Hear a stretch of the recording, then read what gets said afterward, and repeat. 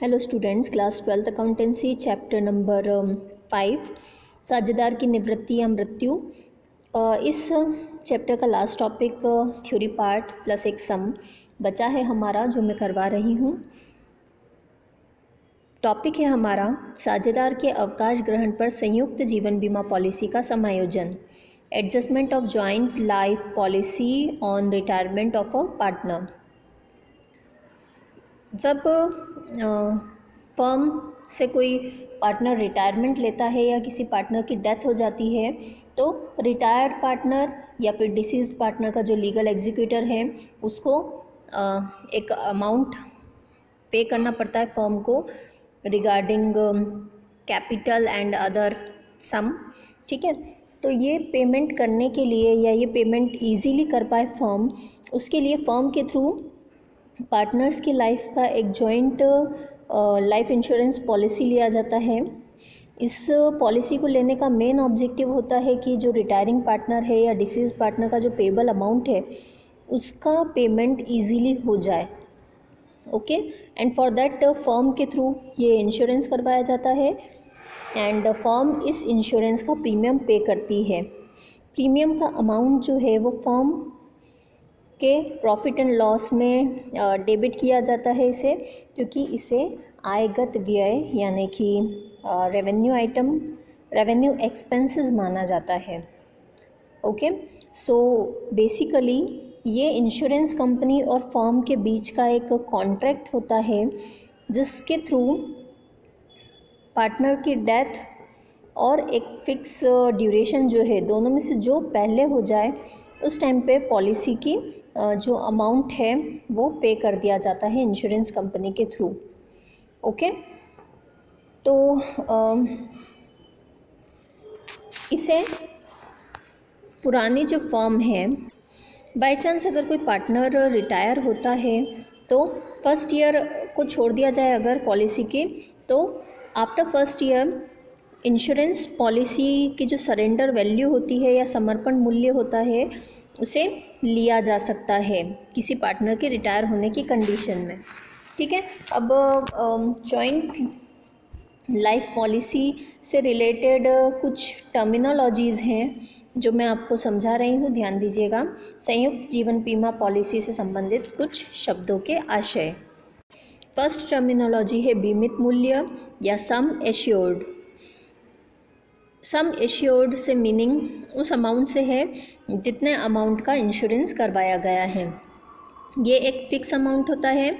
Insurance company के through insurance का ये जो अमाउंट है बीमित मूल्य, इसका पेमेंट कॉन्ट्रैक्ट के अकॉर्डिंग, कॉन्ट्रैक्ट में जो भी कंडीशंस है उस अकॉर्डिंग किसी पार्टनर की डेथ होने पर या इंश्योरेंस की ड्यूरेशन कंप्लीट होने पर इसका पेमेंट किया जाता है।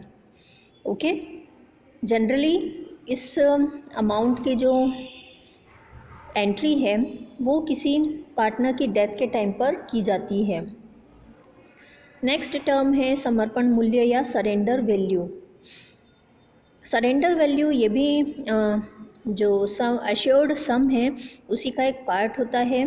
बाय चांस कोई पार्टनर फर्म से अगर रिटायर होता है और या फिर फर्म इंश्योरेंस प्रीमियम का अमाउंट पे करने में अनेबल रहती है, तो उस कंडीशन में इंश्योरेंस की ड्यूरेशन कंप्लीट होने से पहले ही सरेंडर वैल्यू लेकर इस इंश्योरेंस पॉलिसी को कैंसिल किया जा सकता है, ख़त्म किया जा सकता है। कॉन्ट्रैक्ट के कंडीशन के अकॉर्डिंग फर्म के थ्रू इंश्योरेंस का जो सरेंडर वैल्यू है, समर्पण मूल्य है, वो लिया जा सकता है। जनरली इसकी जो रिकॉर्डिंग है वो पार्टनर के रिटायरमेंट के टाइम की जाती है। नेक्स्ट है वार्षिक प्रीमियम यानी एनुअल प्रीमियम। इंश्योरेंस कंपनी के थ्रू वार्षिक प्रीमियम यानी एनुअल प्रीमियम का अमाउंट लेकर जोखिम या रिस्क बियर करने का कॉन्ट्रैक्ट किया जाता है। फर्म के through per year insurance company या कंपनी के साथ जो कॉन्ट्रैक्ट साइन किया जाता है, तो ये जो प्रीमियम का अमाउंट है या तो एनुअली पे कर दिया जाता है या फिर अगर इंश्योरेंस कंपनी अलाउ करे तो इस प्रीमियम के अमाउंट को डिवाइड किया जा सकता है अदर ड्यूरेशंस में भी, ठीक है, यानी हाफ ईयरली, क्वार्टरली। तो इस अकॉर्डिंग इंश्योरेंस प्रीमियम का पेमेंट किया जाता है। ये जो पेमेंट है फर्म के थ्रू अपने प्रॉफिट्स में से किया जाता है, ठीक है। तो ये तो थी टर्मिनोलॉजी। कुछ एंट्रीज़ होती है इससे रिलेटेड, ठीक है। जैसे किसी पार्टनर के रिटायर होने पर इसका जो सरेंडर वैल्यू है इसकी एंट्री करना ज़रूरी होती है। तो इसके लिए जो एंट्री की जाती है वो होती है joint policy account debit to all partners capital account, surrender value of policy on retirement in old ratio, ठीक है। देन नेक्स्ट, अगर जॉइंट पॉलिसी का जो अमाउंट है उसे न्यू फर्म की बुक्स में नहीं शो करना है तो उस कंडीशन में जो रिमेनिंग पार्टनर्स हैं उनके कैपिटल अकाउंट्स को न्यू रेशो में डेबिट कर देते हैं और जो जॉइंट लाइफ पॉलिसी उसे क्रेडिट कर दिया जाता है। तो एंट्री हो जाती है remaining partners capital account debit to joint life policy account, joint life policy written of in new ratio. Retiring partner की एंट्री हो जाएगी, यानी उसको ये पॉलिसी का जो अमाउंट है उसी को पेमेंट करने के लिए लिया जा रहा है, तो डेफिनेटली उसकी एंट्री तो होना ही है, ओके। तो उसके लिए एंट्री हो जाएगी retiring partners capital account debit to cash और bank account, balance of capital account of retiring partner paid off, okay. तो ये एंट्रीज़ हैं। इससे रिलेटेड हम एक सम जो लास्ट हमारा बचा है वो भी कर लेते हैं सो दैट आपको इजीली समझ में आ जाए, ओके। इस चैप्टर का लास्ट सम जो जॉइंट लाइफ पॉलिसी से रिलेटेड है वो हम सॉल्व कर लेते हैं। सम नंबर 29 मैं रीड कर रही हूँ, आप ध्यान दीजिए। ए, बी, सी तथा डी एक फर्म में साझेदार हैं जिनका लाभ विभाजन का अनुपात 4:3:2:1 है। बी फर्म से निवृत्त होता है। ए, सी तथा 3:1:1 के लिए सहमत होते हैं।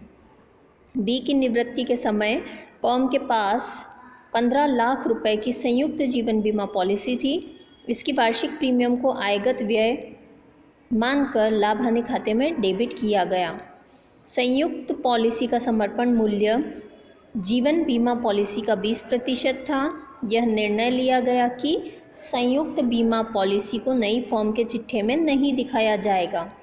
बी की निवृत्ति पर संयुक्त बीमा पॉलिसी के लेखे के लिए पंजी प्रविष्टियाँ दीजिए। In English, A, B, C and D share profit in the ratio of 4:3:2:1. B retires from the firm.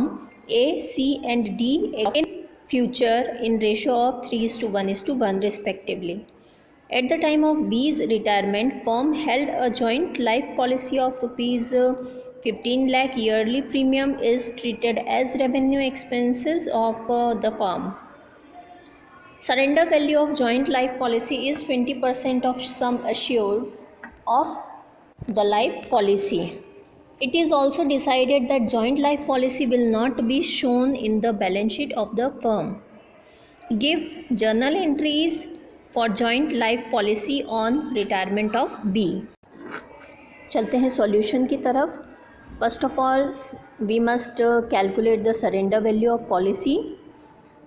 The surrender value of policy is 20% of sum assured. तो 15 लाख रुपीज़ का हम 20% निकाल लेते हैं। 15 लाख इंटू 20 डिवाइडेड बाय 100, तो यहाँ हमारा answer आ जाएगा 3 लाख रुपीज़, ओके। नाउ ये तो हो गया surrender value. Share of surrender value of policy, अब ये जो सरेंडर वैल्यू है ये सारे पार्टनर्स में डिवाइड हो जाएगी, ओके। तो हम सरेंडर वैल्यू को डिवाइड कर देते हैं in all 4 partners. A's share 3 lakh into 4/10 is equals to 1,20,000। B's share 3 lakh into 3/10 90,000। C's share 3 lakh into 2/10 60,000 and D's share 3 lakh into 1/10 30,000। Okay, so okay entry कर लेते हैं। इसके बाद हम जर्नल एंट्री फर्स्ट एंट्री करेंगे हम जॉइंट लाइफ पॉलिसी का जो सरेंडर वैल्यू है वो ओल्ड रेशो में, ओल्ड सभी पार्टनर्स में जो डिवाइड हो रहा है उसकी एंट्री। तो फर्स्ट एंट्री है हमारी joint life policy account debit to A's capital account, to B's capital account, to C's capital account and to D's capital account. A's capital account में 1,20,000, बी's कैपिटल अकाउंट में 90,000, सी's capital account में 60,000 and डी's capital account में 30,000 rupees. Total 3 lakh rupees joint life policy account debit में। Okay, being amount of joint life policy is credited in old ratio. चलो, तो ये तो हमने सरेंडर वैल्यू को डिवाइड कर दिया, चारों पार्टनर्स के कैपिटल अकाउंट में क्रेडिट कर दिया। नाउ जो जॉइंट लाइफ पॉलिसी का जो अमाउंट है इसे न्यू फॉर्म में शो नहीं करना है, ठीक है। तो रिमेनिंग पार्टनर्स जो हैं उनके कैपिटल अकाउंट को डेबिट करके हम राइट ऑफ कर देंगे इस 3 लाख रुपीज़ के अमाउंट को। ओके, तो स्टार्ट करते हैं हम। एंट्री है हमारी A's capital account debit, C's capital account debit, D's capital account debit to joint life policy account. Okay, narration being joint life policy account return of in new ratio of remaining partners capital account. Joint life policy account का amount है 3 lakh rupees. अब ये जो 3 lakh rupees है ये new firm के new ratio that is इनका जो न्यू रेशो डिसाइड किया गया था 3:1:1 इस रेशो में डिवाइड कर देंगे। ए's कैपिटल अकाउंट में 1,80,000 एंड सी's कैपिटल अकाउंट में 60,000 एंड डी's कैपिटल अकाउंट में भी 60,000 रुपीज़। ओके, तो बस ये 2 एंट्रीज़ थी। इन दोनों एंट्रीज़ के साथ में ये सम हमारा कंप्लीट हो गया है। होप सो आपको समझ में आया होगा। Thank you.